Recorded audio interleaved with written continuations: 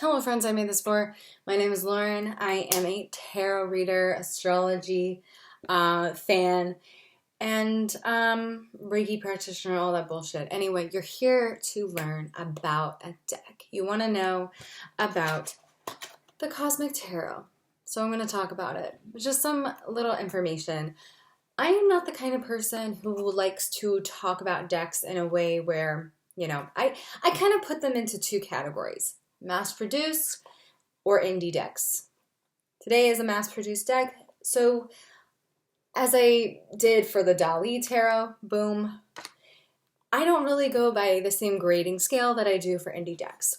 Why? Because ultimately an indie deck is made usually by a small producer, an artist, or a reader working with an artist, and it's on a limited quantity. There's not that many, and it's mostly recently that you find these decks anyway, because tarot's kind of taken off, right?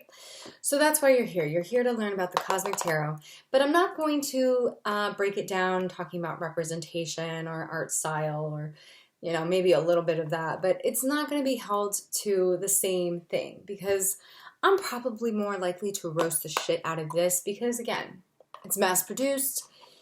It doesn't need me to give it a good review or really talk about it in depth to help out a creator, right? I hate to be this way, but fuck the bourgeoisie, right? So that's kind of where I'm at. So I'm more brutally honest about decks like this. Of course, I like to keep it short and sweet, but we'll see how long I ramble on. So the thing about mass-produced decks like this, it's not really old, but it's not really recent. It's kind of in that strange middle ground.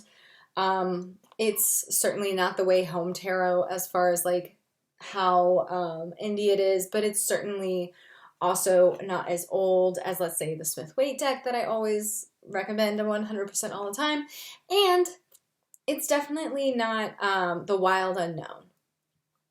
It's just not that. So that's fine. If you feel that type of way, differently about this deck, that's totally chill. But because it is what it is, I just treat it differently. I'm not going to break it down into these categories and have that cohesive sort of look at the deck like I do for the indie decks. Because let's face it, you could get this on Amazon and any other store, any store that sells crystals or rocks. Most of them will have this deck available. It's a very common deck. It doesn't need me to talk about it. You're here because you're curious about it. So I'm going to be honest with you. But with that said, let's dive in. So first of all and foremost, it comes in this little box. You've probably seen this deck before, but with a different picture. Usually it has the High Priestess on it. This is the star that we see here. It's your run-of-the-mill basic deck. Again, it says that it was produced 1998, or at least like first printing 1998. It is just a normal quality box. It came with maybe 1, 2, maybe 3 extra cards just in case you lose a card or two from this pack. But they don't have any pictures on them, of course. Usually decks like this don't do that because it's unnecessary. Personally, if you lose a card, you lose a card, and that's that. I stop using decks if I lose a card. I know that might seem strange, but that's just how I feel about it. What else? Oh, it does come with a little paper thing in it. Again, I'll say this a million times. Any deck that comes with a little paper fold out that has all the information, throw it in the trash. You don't need it. Most of the time, it's not really useful information. It's very limited perceptions on the cards, and ultimately, you would be much better just getting Rachel Pollack's book, 78 Degrees of Wisdom. 100% recommend that if you're a brand new reader of tarot. Just get that. That's a great card book that will definitely help you. There's also the Modern Tarot. I used to have it. I lent it out. I'll never see it again. But even that book, I was kind of like, the devil's really there. So just some things to think about. But with that said, let's talk about the Cosmic Tarot.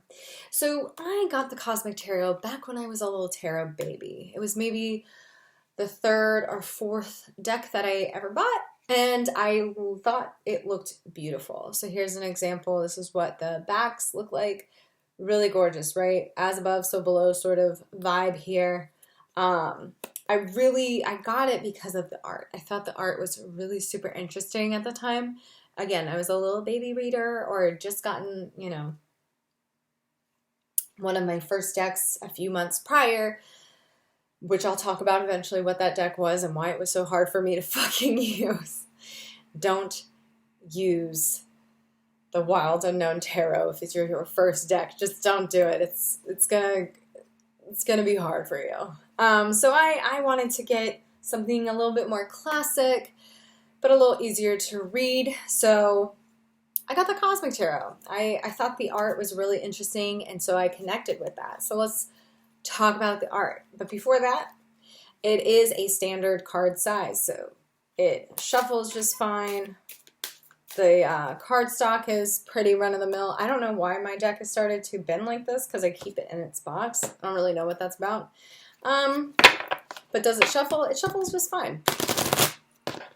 I think it's a pretty neutral deck, if you ask me, as far as like, the size, the shape, how it feels in your hand, can you shuffle it easily, all that.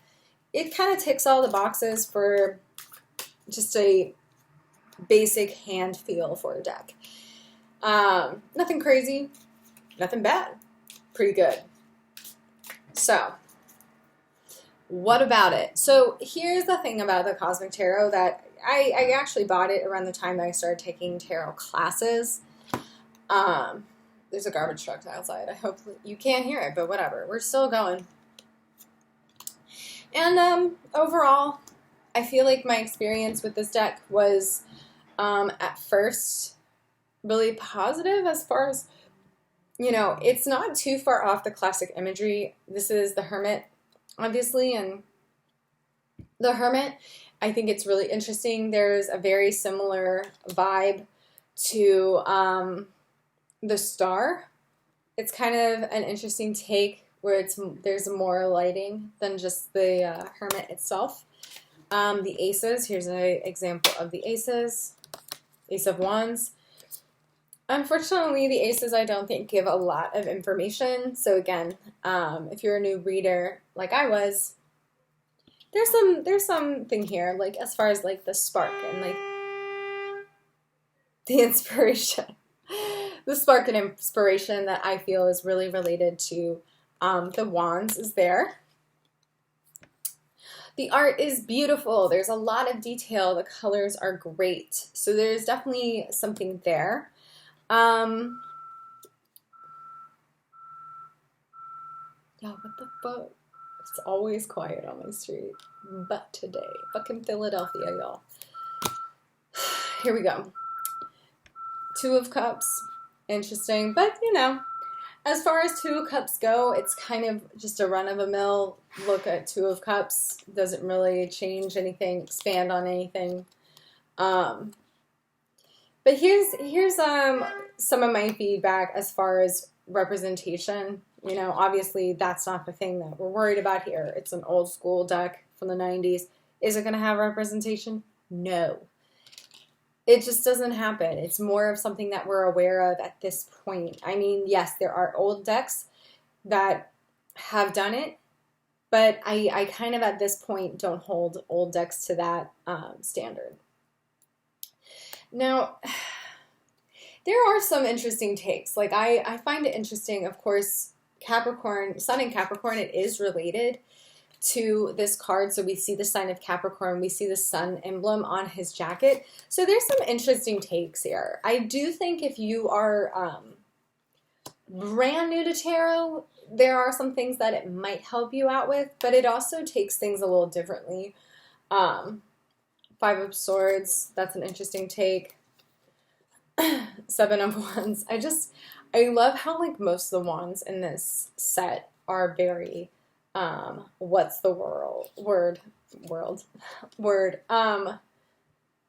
dancery, which is interesting. The World, It's an interesting take. Again, it kind of takes old classic imagery and puts their own spin on it, which I'm into, right? There's elements of that that I really find interesting. Um, the Hangman, of course, if this is not really your vibe, it's not going to really vibe with you. I love Wheel of Fortune in this, though. I do. It doesn't give a lot of information for Wheel of Fortune, but it really shows a lot of like symbolism in there. I just like the style of it, kind of with the flower of life looking thing to it. Of course, does this really represent Wheel of Fortune to me? It's kind of a neutral take. I actually like the Ace of Pentacles a whole lot in this deck. Three of Wands, again, an interesting take. And I won't go through every single card in this deck, but what I kind of notice is there are certain relationships or certain ways of looking at these cards, certain cards at least, that I'm just kind of like, okay. And this is the thing that I have with maybe a lot of decks. Eight of Wands is perfect. With a lot of decks like this is, you know, I don't always agree with the interpretations of these cards. Of course, am I being a little much? Sure, maybe. I don't think they're all wrong, though. If you've watched my channel for a while, you know that I've used this deck to kind of add some more context to certain cards and like my like thoughts and feelings around the cards, and kind of see this history that we create working with this deck specifically. Of course, like I said, it's not a bad deck. I just don't always like how they represent all the cards in this. Like, to me, I get really annoyed with lovers that always show people kissing. But is that a bad thing? Not necessarily. It's just, I'm picky. I don't like it when I don't like when things kind of stick to the old paradigm. And especially this Three of Cups. I'm not super thrilled with this take on Three of Cups, but it's not super wrong either, right? So as I've gotten into reading, that's where I feel like I found certain cards within this deck that I either love or I'm like, I don't like how you talk about it or think about it. I do like the Hierophant in this one, though. I think it's really interesting. Ten of Cups, I don't get. I do not understand that. Knight of Pentacles, kind of. And like, are we still in the 80s and that's the dream? A car and like all of that? I guess. But like, this came out in 1998, I thought. Four of Swords, I actually really do like this take. The idea of laying down your swords and resting and kind of like recuperating in the desert really does speak to Four of Swords for me. But here's the thing that kind of really got me. And maybe this is something that is a little picky, right? Again, I'm a picky person with tarot, so sorry. But when it comes to the court cards, I don't necessarily like the signs that they're associated with. So we see that Aquarius is with the Prince of Swords. From my understanding, this is like one of the second ones that went with kings, queens, princesses, and princes instead of knights and pages. But that's okay. I just don't really, I don't know if I really love the representation of these cards that much. I just think as far as the court cards go, there's an element of laziness to me and maybe not really connecting to this energy that feels the most authentic. Again, we see these faces, and I see the court cards as being more of archetypes. So when I saw that these cards were being kind of like really represented by people, really represented as like the Queen of Cups, kind of, I guess. Kind of, but not really. The Tower, hell yeah, this is a good Tower card. But yes, my main gripe is I don't like the court cards. I don't like how specific they are to people. I don't like how color coordinated they are. why. But like I said, I could be getting really nitpicky. I also hate the devil in this deck. I think the devil is like one of the worst representations of the card. Like this is it. This is the devil, y'all. Is it about capitalism? Because then I might hate it less. Maybe we'll just say it's capitalism. I'm doing that from now on. Now I don't dislike it at all. But we see this in this deck a lot, where it's like just these faces, and it's like when we see it so binary like this, I find it very limiting as far as our ability to connect with these cards. Again, Five of Cups, there's no cup standing up, and I kind of feel like that's a problem for me. So there's certain cards that I just think get really, it's very short-sighted, very limited. So if you're brand new to tarot, you're going to misinterpret some of this. Like, just clearly, some of it's going to be a win and help push you deeper in your connection with certain cards.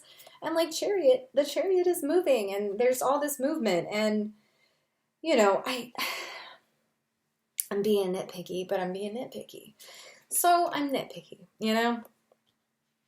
I don't like that Prince of Swords or Prince of Cups is this like Scorpio energy, and Scorpio looks like this. Again, really outdated archetypes, right? When I feel like the archetypes that at least in my reading, when I pull out one of these cards, right? One of the court cards, I like to use it as an entry point of like, who are we being asked to embody? And if this is who you're being asked to embody or reflect on that you are embodying, I feel like it just looks limiting. Yeah, it just feels super limiting. But again, that's kind of being picky. The Sun, kind of weird, but okay. Prince of Wands, limiting. How am I supposed to be an 80s like dreamboat? This is from 1998, right? So I'm just kind of like, okay. But yeah, that's my overall thoughts for this deck. So would I recommend it to a brand new reader? No, I wouldn't. If you are looking for your first deck, I'm going to say that this is going to be a really limiting deck for you. It's not going to give you everything that you want in a deck. It's going to be helpful if you already have a connection to tarot. Let's say you get another deck first and you want to use this as another entry point. Empress is actually pretty interesting. I like some representation here. The way that there's this bird with the little seed thing and the earth among the wheat. Like, that's kind of interesting to me. Again, it's limited as far as what does it have to offer. And even this, the Five of Pentacles, has a positive aspect to it. But when we see it like this, it's just not as flippable. It's like all negative. So, King of Pentacles, like, I'm so over you. So over you. Death. I've talked about this death in my show before. One of my videos before. I actually do like this take on death. So overall, what is the point of this? It's been 20 minutes. Lauren, what's the point? It's hit or miss. It's hit or miss all the way. This is probably the imagery you're most aware of for this deck. It's hit or miss. Again, limited looks at certain cards. Is it bad? No, but is it good? It just depends on the cards that you're pulling. Four of Cups, I'm not a fan. This is not what Four of Cups really represents to me. So for me, it's a miss. But there are some cards that are not bad. I've talked about Judgment, I think, through this deck before. I've talked about the Moon through this deck before and the connection to Pisces. Some of the astrology that is in here doesn't seem too bad, but also it's not that great either. So things to think about if you are looking at this deck to expand your collection. Definitely not the worst one to have, King of Cups. Kind of an interesting take. I like the King of Cups. But overall, Is it something that I think everyone should have in their collection? No. Only if you're connecting with this art and you feel like there's something there that you like desperately need, you know? If you're looking for a different take on things, sure. Actually, I like this take. Oh, Seven of Cups. I think that's an interesting thing. Tormenting with all this like self-thought. So would I, out of 1 out of 10, what would I give it? 10 being the best, like I did for Dali. I would give it a 6. I'd give it a 6. It's a little better than the Dali Tarot. Certain cards really do help push perspective. Some I think it's limiting. So there's some canceling out in this deck. Would I ever use this to read for anyone else? No. I would definitely not read anybody else's cards for this. I have in the past, but now that I am at where I am with my indie decks, my different decks that I have, I almost don't need this deck. So I will say I like aspects of it. That's why I would 6.5. I would give it a 6.5. As far as an old school deck goes, it's not the worst. It's not that bad. I take it back. It's a solid 6. So that's my take on it. Again, if you want to work with me personally, if you want to talk to me about tarot, fucking go to my website, hit me up. My email is on there, all that good stuff.